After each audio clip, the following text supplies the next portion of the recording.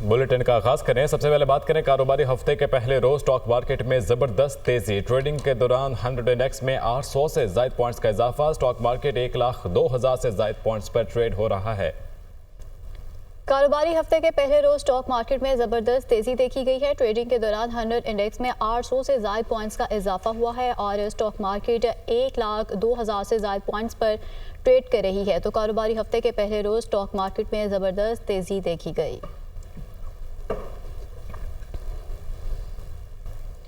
वज़ीर-ए-आज़म शहबाज शरीफ ने वफाकी काबीना का इजलास आज शाम 4 बजे तलब कर लिया है। इजलास वज़ीर-ए-आज़म हाउस में होगा। 21 निकाती एजेंडा ज़ेर बहस आएगा, जबकि टैक्स के हसूल के लिए किए गए इकदाम पर काबीना को ब्रीफिंग दी जाएगी। वज़रा और वफाकी सेक्रेटरीज को बैरून मुल्क बिजनेस क्लास पर सफर की इजाजत पर गौर होगा। स्टेट बैंक ऑफ पाकिस्तान तरमीमी बिल 2024 की मंजूरी पर फैसला होगा। तफसीलात लेंगे यासिर मलिक हमारे साथ मौजूद हैं। यासिर, आगाह कीजिएगा।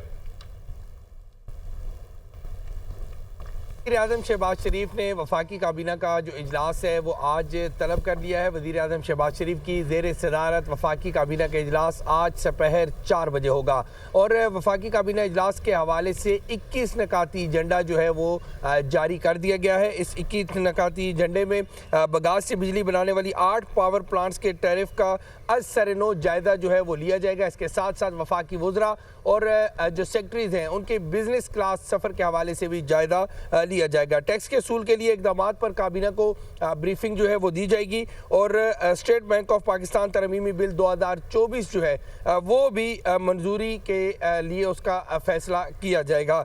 बैरून मुल्क पाकिस्तान शेयर्स के हवाले से मफाहमती यादाश्तों की तजदीद की मंजूरी का इम्कान है और मार्केट में यूरिया कीमतों के इस्तेहकाम को यकीनी बनाने के लिए काबीना जो है वो रिपोर्ट का जायज़ा भी लेगी।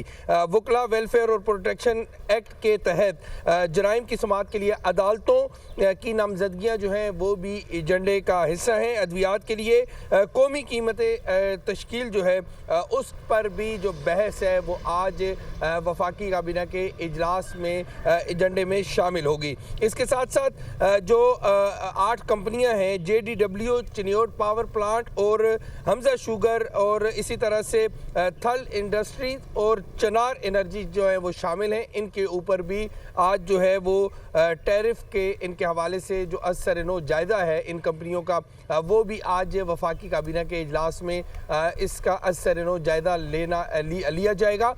वफाकी काबीना का इजलास जो है वो आज दोपहर 4 बजे होगा। वज़ीर-ए-आज़म शहबाज शरीफ की ज़ेर सदारत ये इजलास होगा। 21 नकाती एजेंडा जो है वो आज के यासिर, बहुत शुक्रिया आपका।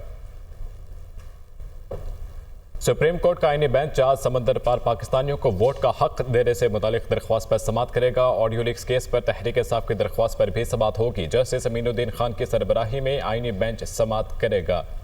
मजीद बताएंगे हसीब मलिक। हसीब, अपडेट कीजिए।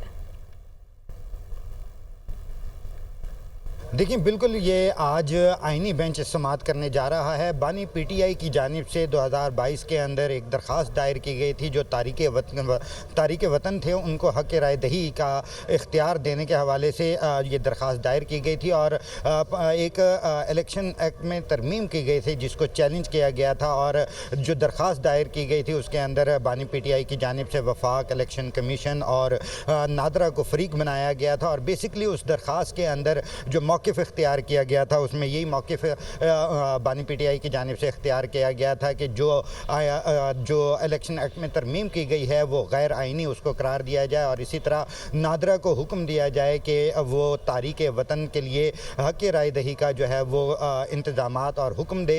और इसके साथ साथ जो दरख्वास्त में मौक़िफ़ इख्तियार किया गया था वो भी ये भी किया गया था कि इलेक्शन कमीशन जो है वो नादरा को अपने तारीक वतन के हक़ राय दही के लिए वोट के जो है इस्तेमाल के लिए जो प्रॉपर जो बजटिंग है वो जो है वो फ़राहम करे। तो ये दरख्वास्त बानी PTI की जानिब से दायर की गई थी जिसके ऊपर 6 रुकनी आज आइनी बेंच जो है वो समाअत करने जा रहा है। जस्टिस अमीनुद्दीन खान की सरबराही के अंदर 6 रुकनी ये बेंच है जो कि समाअत करेगा। तारीक वतन की वोट के हक़ के हवाले से ये दरख्वास्त थी जो कि दायर की गई थी। ठीक है, हसीब आगाह कर रहे थे, बहुत शुक्रिया आपका। सिंध हाई कोर्ट में बिजली के बिलों में इजाफी सरचार्ज का ये केस है। Chief justice Sindh high court ने दरख्वास्तें रेगुलर बेंच के दायरे इख्तियार में करार दे दी। बिजली के बिल्स में इजाफी सरचार्ज के खिलाफ दरख्वास्तें रेगुलर बेंच ही सुनेगा। Chief justice in high court ने आईनी बेंच के क़याम के बाद रेगुलर बेंच के दायरे इख्तियार से मुतालिक नुक्ते पर फैसला महफूज किया था। अब्दुल हसीब खान से मजीद अपडेट्स लेंगे। अब्दुल हसीब, आगाह कीजिएगा। मुख्तलिफ सनती और अस्पताल और दीगर इदारों की जानिब से दरख्वास्त दायर की गई थी कि बिजली के बिलों में PHL सरचार्ज जो है वो वसूली के खिलाफ उन्होंने अदालत से रुजू किया था। ताहम गुज़श्ता समात पर कि जस्टिस इन हाई कोर्ट की सरबराही में 2 रुकनी बेंच ने अदालत के दायरे इख्तियार से मुतालिक नुक्ता उठाते हुए जो है वो वकला से राय तलब की थी और उसके बाद फैसला महफूज किया था। आज chief justice in high court की सरबराही में 2 रुकनी बेंच ने तमाम दरख्वास्तें रेगुलर बेंच के दायरे इख्तियार में करार दी। अदालत ने रिमार्क दिए कि बिजली के बिलों में इजाफी सरचार्ज से मुतालिक जितनी भी दरख्वास्तें हैं वो रेगुलर बेंच ही सुनेगा। इसका तफसीली फैसला जो है वो अभी तक जारी नहीं किया गया है, लेकिन जो मुख्तसर फैसला किया गया उसमें करार दिया गया है कि ये जो दायरा इख्तियार है ये रेगुलर बेंच का ही है और रेगुलर बेंच ही इस केस की जो है वो मजीद आगे समाअत करेगा। गुज़श्ता समाअत पर जो है वो इस नुक्ते पर अदालत ने फैसला महफूज किया था, जो अब मुख्तसर फैसले के जरिए जारी किया है। जी ठीक है हसीब खान, बहुत शुक्रिया आपका। पेशावर हाईकोर्ट ने उमर अयूब और फैसल अमीन को 21 दिसंबर तक राहदारी जमानत दे दी। जस्टिस शकील अहमद ने रिमार्क्स दिए, पहली तरजीह ये मुल्क है, जो मसाइल हैं इनको पार्लियामान में बैठकर हल करें। जब कोई नाखुशगवार वाक़या होता है तो इस मुल्क का नुकसान होता है। मजीद बताएंगे ज़िशान काका खैल। ज़िशान, बताएगा समाअत का अहवाल। जी बिल्कुल, अपोजिशन लीडर कौमी असम्बली उमर अयूब और मेंबर कौमी असम्बली फैसल अमीन गंडापुर पेशावर हाई कोर्ट पहुंचे हैं और दोनों रहनुमाओं ने राहदारी जमानत लेने के लिए दरख्वास्त दायर की थी। दरख्वास्त पर समाअत जस्टिस शकील अहमद ने की। दोनों रहनुमाओं को 21 दिसंबर तक जो है अदालत ने जमानत दे दी। इस दौरान जो है वकील दरख्वास्त गुजार ने अदालत को बताया कि दोनों रहनुमा मुतल्लिका अदालतों में पेश होना चाहते हैं, लेकिन गिरफ्तारी का खदशा है, जिस पर जस्टिस शकील अहमद ने इस्तार किया कि ये मुल्क होगा तो हम सब होंगे, इसलिए जो मसाइल है उसको पार्लियामान में हल करना चाहिए। अदालत ने दरख्वास्तें मंजूर करके दोनों रहनुमाओं को 21 दिसंबर तक राहदारी जमानत देते हुए मुतल्लिका अदालतों में पेश होने की हिदायत कर दी। ठीक है, बहुत शुक्रिया आपका। ATC रावलपिंडी में 9 मई के 13 मुकदमात की समाअत 16 दिसंबर तक मुलतवी कर दी गई है। मुकदमात में मुल्ज़िमान की हाजिरी लगाई गई। हाजिरी के बाद मुल्ज़िमान को जाने की इजाज़त दे दी गई। ATC रावलपिंडी के जज अमजद अली शाह ने समाअत की। अहमद भट्टी समाअत का मज़ीद अहवाल बताएंगे। अहमद, आगाह कीजिएगा।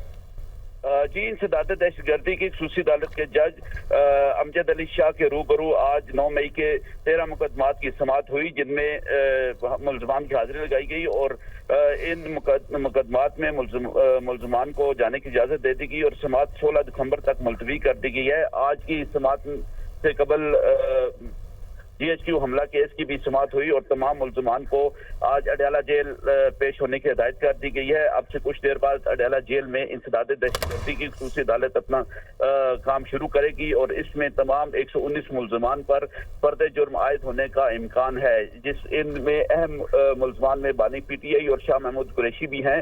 रावलपिंडी पुलिस की खसूसी टीम शाह महमूद कुरैशी को लेने गुज़श्ता रात कोट लखपत जेल लाहौर पहुंची थी, जो लेकर वापस आ रही है और उनको अडयाला जेल में अदालत के रूबरू पेश किया जाएगा, जबकि बानी PTI को भी अदालत के रूबरू पेश करके उन पर फर्द जुर्म आयद की जाएगी। इस हवाले से अडयाला जेल के बाहर आज बहुत सरगर्मियां हैं। तमाम मुल्ज़मान अडयाला जेल के बाहर पहुंचना शुरू हो गए हैं, जबकि वकला सफाई और दीगर अमला भी पहुंच चुका है। ठीक है आज की अहमद, बहुत शुक्रिया आपका। वज़ीर इत्तलात अता तार का कहना है कि मुराद सईद CM हाउस खैबर पख्तूनख्वा में छुपा हुआ है। मुराद सईद की गिरफ्तारी के लिए CM हाउस छापा मारना अच्छा नहीं लगता। मुराद सईद एहतजाज में शरीक था, उसके साथ तरबियत याफ्ता जत्थे थे। ये जदीद असलहा और गुलेले भी लेकर आए। पूरी दुनिया में एहतजाज होते हैं, कहीं AK-47 देखी है? इस्लामाबाद में दीगर हुकाम के हमरा प्रेस कॉन्फ्रेंस करते हुए उन्होंने मजीद कहा कि शर्मिंदगी मिटाने के लिए लाशों के हवाले से झूठा प्रोपेगेंडा किया जा रहा है। मुराद सईद जो CM हाउस KPK में रुपोश है, अच्छा नहीं लगता कि फेडरल गवर्नमेंट वहाँ पे रेड करे और कहे जी हमने इसको पकड़ना है। मुनासिब नहीं है ना, एक सूबा है, उसकी एक हुकूमत है। मुराद सईद बाकायदा ना सिर्फ शरीक था इस प्रोटेस्ट के अंदर, बल्कि उसके साथ ट्रेंड जत्थे मौजूद थे जिनको ट्रेनिंग दी गई थी कि वहाँ पे लाशें गिरानी है।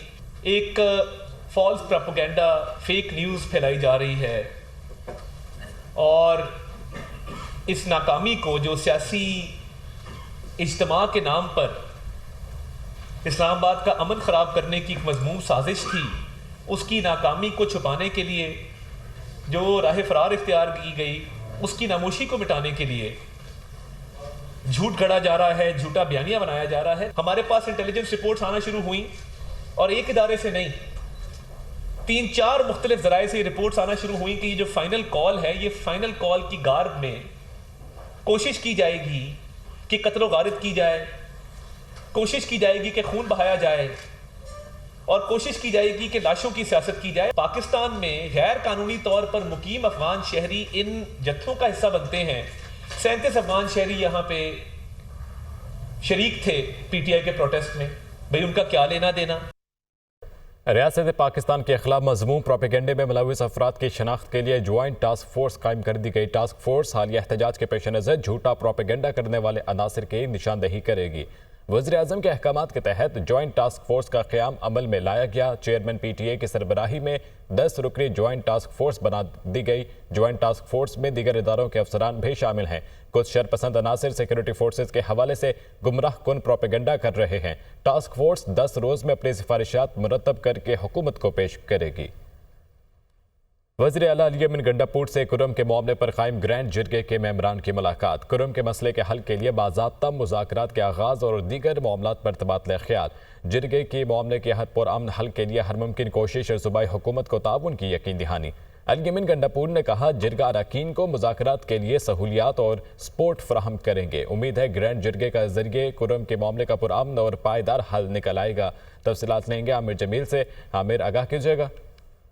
जी बिल्कुल, देखें, वजीर आला खैबर पख्तूनख्वा की कुरम के मामले पर ग्रैंड जो जिरगा कायम किया गया था, इसके मेंबरान से मुलाकात की है और जिसमें बैरिस्टर सैयद समेत दीगर जो सीनियर रहनुमा थे वो भी मौजूद थे और जिरगा के जो कायदीन थे वो भी मौजूद थे। उनसे बातचीत के दौरान बताया गया है कि कुरम के मसले के हल के लिए बाज़ाब्ता मुज़ाकरात का आगाज और दीगर मामलात पर इस जिरगे में ख्याल किया गया है। जिरगा अरकान के मामले के पुरअमन अंदाज में हल के लिए हर मुमकिन कोशिश करने और इस सिलसिले में सूबाई हुकूमत को हर मुमकिन ताउन फराहम करने की यकीन दहानी भी की गई है। जिरगा अरकान ने कुरम के मसले को जिरगे के जरिए पुरअमन तरीके से हल करने के लिए वजीर आला की कोशिशों को भी सराहा है। ग्रैंड जिरगा अगले चंद दिनों में कुरम के दौरे करके फरीकैन के साथ बातचीत शुरू करेगा। जी ठीक है आमिर जमील, बहुत शुक्रिया आपका।